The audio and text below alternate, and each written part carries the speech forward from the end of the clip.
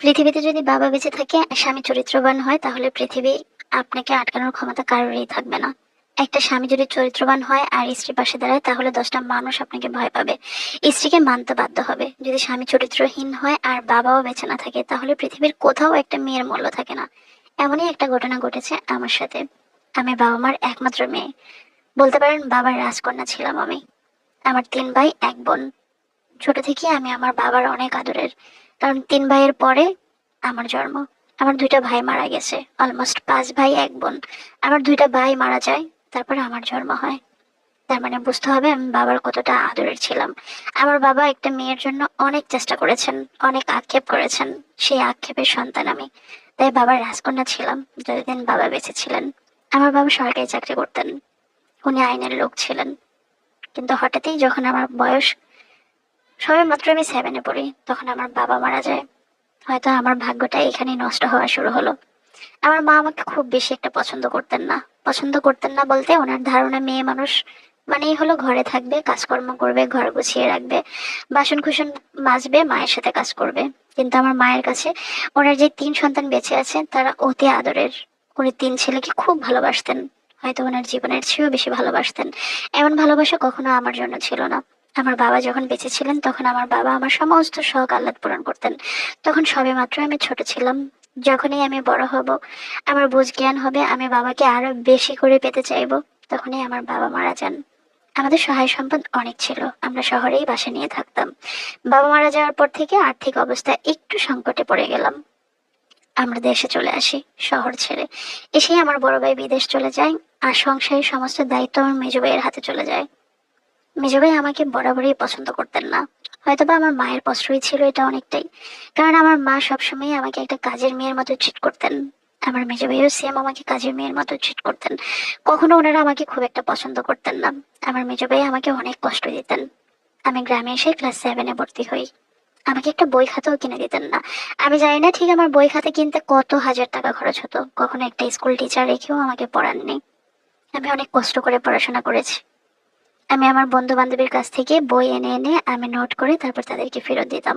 এভাবে কষ্ট করে পড়াশোনা করতে করতে যখন ক্লাস 8-এ পড়ি, তখন বরাবরই আমার মেজো ভাই আমাকে পছন্দ করতেন না। একদিন আমাকে অনেক গালমন্দ শুরু করলেন। আমার মাকে বললেন যে ও সংসারের অলক্ষী, ও অপয়া, ওকে বিয়ে দিয়ে দেন, সংসারের অশান্তি দূর হয়ে যাবে। আমি বুঝলাম না যে আমার মায়ের পেটে ভাই আমাকে কিভাবে অপমান করে। আমার মাও আমাকে বিয়ে দেওয়ার জন্য অস্থির হয়ে যায়, কারণ ওই যে ওনারা আমাকে পছন্দ করে না। আমার মা আমাকে দিয়ে সমস্ত কাজ করাতেন, আমি আমার মাকে এতটাই ভয় পেতাম। একবার আমার মা আমাকে একজোড়া জুতা কিনে দিয়েছিলেন। ওই জুতাটা এতটাই ছোট হয়েছে যে আমি পায়ে দিলে খুব ব্যথা পেতাম। আমি ভয়ে বলতেও পারতাম না যে আমার জুতাটা চেঞ্জ করা দরকার। আমি এখনো সেই পায়ে সমস্যার সম্মুখীন। আমার পায়ে একেবারে ইনফেকশন হয়ে যায়। তারপরেও ভয়ে বলতে পারিনি, কারণ আমার মা আমাকে অনেক মারতেন, কারণে অকারণেই মারতেন, কারোর সাথে মিশতে দিতেন না। আমি খুব ভয় পেতাম ওনাকে। এমন করতে করতে আমি যখন ক্লাস 10-এ উঠি, তখন চারপাশ থেকে আমার বিয়ের জন্য অনেক আলাপচারিতা শুরু হলো।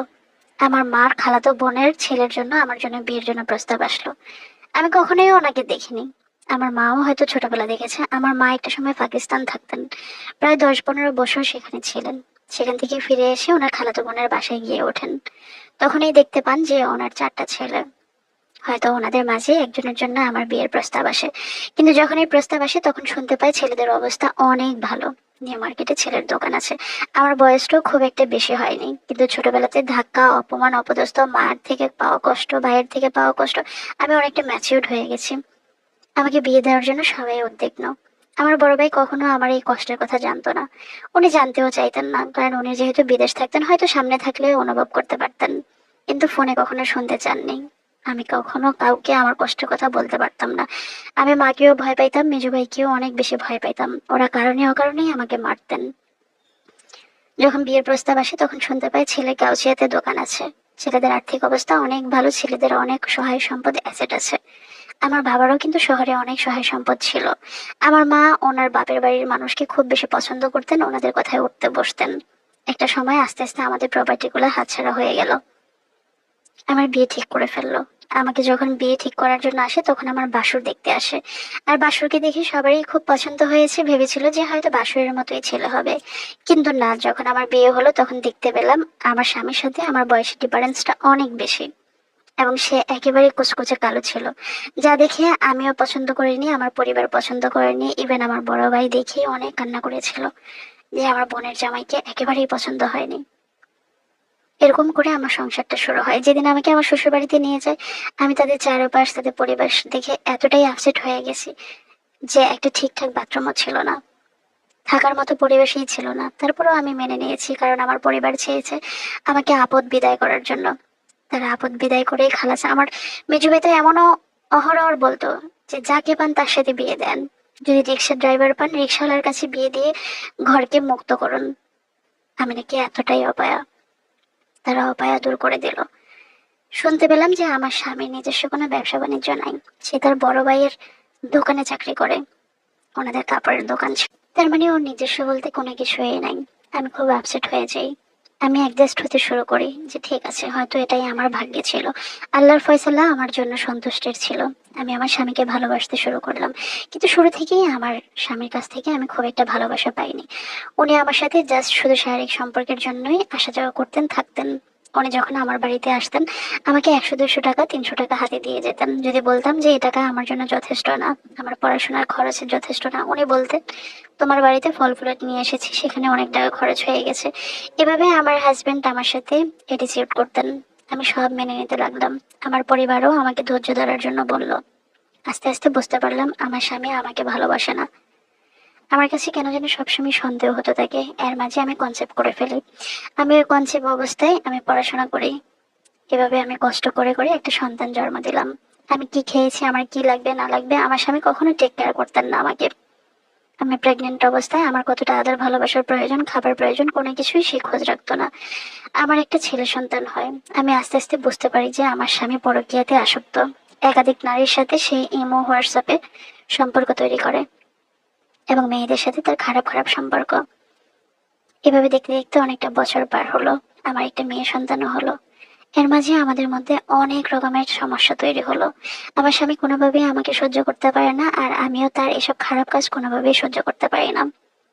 আমি বুঝতে পারি যে আমার স্বামীর যেহেতু নিজস্ব কোনো কিছুই ছিল না, এত ঝামেলার মাঝখানেও আমি সবসময় সার্কুলার ফলো করতাম যে আমার স্বামীর একটা ভালো চাকরির প্রয়োজন। কিছুদিন পরে আমার স্বামীর একটা ভালো চাকরি হয়ে যায়, খুব ভালো বেতনের চাকরি হয়ে যায়। আমি জোর করলাম আমার স্বামীর সাথে, আমি কুমিল্লা চলে গেলাম। তখন ওর চাকরিটা কুমিল্লাতেই হয়।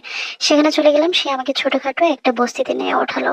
সেখানে এত মানুষের ভিড়ে আমি অতিষ্ঠ হয়ে যেতাম। আমার কাছে ভালো লাগতো না ওয়াশরুম শেয়ারিং করা, রান্নাঘর শেয়ারিং করা। আমি ধৈর্য ধরতে লাগলাম, কিন্তু সে আমাকে অবহেলা সমানেই করে যাচ্ছে। এর মাঝে ওর সাথে অনেক ঝগড়াঝাটি করে অনেকদিন সেখানে ছিলাম। তারপর সেখান থেকে বাবার বাড়িতে এসে থাকতে শুরু করলাম। এখানেও সে তার ইচ্ছা হলে আসলো, না ইচ্ছা হলে আসলো না। এরকম করতে করতে, ঝামেলা করতে করতে আমি আবার তার কাছে চলে যাই। এবার আমরা আলাদা একটা বাসা নিলাম, কিন্তু আমার বাসায়ও শান্তি ছিল না। আমার ছেলে মেয়ে, তার কোনো টেক কেয়ারই ছিল না। তার নামে আমি একটা নোটিশ পাঠাই, এবং যে মেয়ের সাথে তার সাথে অবৈধ সম্পর্ক, খারাপ খারাপ সম্পর্ক, আমি সব প্রুফ বের করে ওই মেয়ের নামেও নোটিশ পাঠাই। এটা নিয়ে আরো ঝামেলা তৈরি হয়। এখন সে আমার সাথে আর টোটালি থাকছে না। আমার ছেলে মেয়ের খরচটাই শুধু দিচ্ছে। যে খরচ দিচ্ছে সেই খরচে আমার ছেলে মেয়ের পড়াশোনা, বাসা ভাড়া, খাওয়া খরচ কোনো কিছুই আমার ঠিক মতো হচ্ছে না। কিন্তু আমি ওকে ভালোবাসি। আমি যখনই ওর কাছে যাই জোর করে করে ওর সাথে আমার থাকতে হয়। কিন্তু আমি বুঝতে পারি ওর রুমে আমার জন্য অ্যালাউ না, ওর আলাদা একটা রুম আছে। আমি আজ পর্যন্ত বলতেই পারবো না তার ওয়ালেটটা সে কোথায় রাখে, তার রুমে কোথায় কি আছে। সে সেই রুমে কাউকেই ঢুকতে দেয় না। যখন তার প্রয়োজন হবে ঢুকবে, যখন তার প্রয়োজন হবে না সে লক করে চলে যায়। স্বামীর সাথে থাকতে চাওয়াটা কখনো অপরাধ নয়। আমার হাজবেন্ড মাঝে মাঝে দেখতাম যে অনেক প্রোটেকশন এনে বাসায় রাখতো, কিন্তু আমি বুঝতেই পারতাম না সে কার সাথে মেলামেশা করে। সে প্রায় সময় বাসায় এসে সকালবেলা গোসল করে গিয়েও শীতের দিন আবার এসে গোসল করতো, তখন সন্দেহ হতো। আমার ছেলে মেয়েও টের পেত। আমার ছেলে মেয়ে দুজনেই বড় হয়ে গেছে। তাকে প্রশ্ন করলে সে বলতো যে সে এই সমস্যা ওই সমস্যা এটার জন্য গোসল করছে। যে মানুষ 2 দিনে একবার গোসল করতে চাইতো না, সে মানুষ এখন এভাবেই গোসল করে। আমার সন্দেহ বেড়ে যায়। আমি বুঝতে পারি সে অবৈধ সম্পর্কে একাধিক মেয়ের সাথে লিপ্ত। এমন করতে করতে আমি আমার সমস্ত ডকুমেন্টস গুলা আমার বাসুরকে পাঠাই। এটা নিয়ে অনেক অশান্তি হয়। আমার শ্বশুর বাড়ির মানুষের কাছেও কোনো সমাধান নেই। যখনই মার কাছে, ভাইদের কাছে বিচার দিই, তখনই ওরা আমাকে ধৈর্য ধরতে বলে। এমন করতে করতে আমি বাসা ছেড়ে আমার ভাইয়ের বাসায় চলে আসি। আমার ভাইয়েরা উপরে থাকে, আমি নিচতলায় থাকি।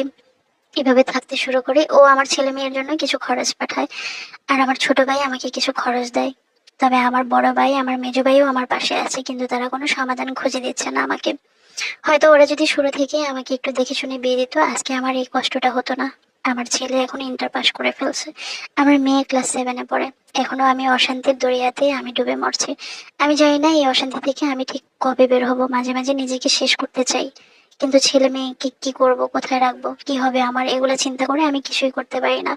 একটা সময় মেয়ে বড় হবে, মেয়েকে বিয়ে দিব, ছেলের সংসার হবে, আমার কি হবে? কারণ আমি তো চরিত্রহীন একটা পুরুষের সাথে আমার জীবনের অর্ধেকটা পার করে আসছি। আমি সেই 2004 সালে আমি এসএসসি পাস করি। আমার বয়সটা নির্ণয় করলেই বুঝতে পারবেন যে আমার এখন আর পিছনে ফিরে যাওয়ার সুযোগ নাই। আর পরিবার থেকে যেহেতু আমি সাপোর্ট পাইনি, আমার পরিবারের কাছে আমি অবহেলিত ছিলাম, তাই আমি এখনো অবহেলিত। আমি জানি এর বিরুদ্ধে আমি কিছুই করতে পারবো না। হয়তো অভিমান, হয়তো বা আমি নিজেও রেগে যাই। আমি যদি রাগের মাথায় কিছু বলি, সে আমাকে অনেক মারধর করে আমার ছেলে মেয়ের সামনে। আমার ছেলে মেয়েকেও সে অনেক মারে। আমার ছেলে মেয়ে চাইলে একটু রোস্ট পোলাও খেতে পারে না, চাইলে আমি ওদেরকে একটু মাংস রান্না করে খাওয়াতে পারি না। অথচ আমার এত বড় ছেলেটা যখন বাসায় এসে বলে যে আম্মু, পাশের বাসায় মাংস রান্না হচ্ছে, মুরগির খুব ভালো গ্রান বের হয়েছে তাই না, তখন আমি মা হিসেবে অনেক কষ্ট পাই, অনেক যন্ত্রণা হয়। আমি জানি না এই পরকীয়া নারীর মধ্যে ঠিক আমার স্বামী কি খুঁজে পেল। এটা নারীর কাছে যা, হয়তো আমার কাছেই তা। আচ্ছা, এই গল্পটা আমাকে একটা আপু পাঠিয়েছিলেন। আম, আপুর ডিটেলসে, ওনার হাজবেন্ডও এখন গভর্নমেন্ট চাকরি করে, ওনার বাবাও আইনের লোক ছিলেন। আমি ডিটেলস সবকিছুই আমি গোপন রাখলাম, হাইলাইট করে রাখলাম। উনি কোনো কিছু আমাকে গোপন করতে বলেনি, বাট আমি ফেসবুকের অনেক রুলস আছে, সেটার জন্যই আমি এগুলো সমস্ত কিছু গোপন করে গেলাম। ওনার হাজবেন্ডের এত খারাপ খারাপ মানে ঘটনা আছে, এত খারাপ খারাপ কাহিনী উনি ঘটাইছে। উনি সত্যি আপুটা অনেক ভালো, এই জন্য উনি এখনো ধৈর্য ধারণ করে আছে। আপু, আমি এতটুকুই বলবো, আপনাকে সান্ত্বনা দেওয়ার মতো আমার কিছুই নাই। আপনি আমাকে যে গল্পটা পাঠাইছেন, এটা টোটাল আমি উঠাই দুটো আমার পক্ষে সম্ভব না। কারণ মানুষের লাইফে এত বিশ্রী ঘটনাও ঘটে, এটা আসলে মানতে কষ্ট হচ্ছে। আমার পক্ষে ঠিক যতটুক আমি রুলস অনুযায়ী আমি বলতে পারছি ততটুকুই বলছি। আপু, আপনার জন্য অনেক দোয়া করি, সবাই আপুর জন্য দোয়া করবেন। আপু যেন একটা ছেলে একটা মেয়েকে নিয়ে অনেক সুখে থাকে বাকি জীবনে।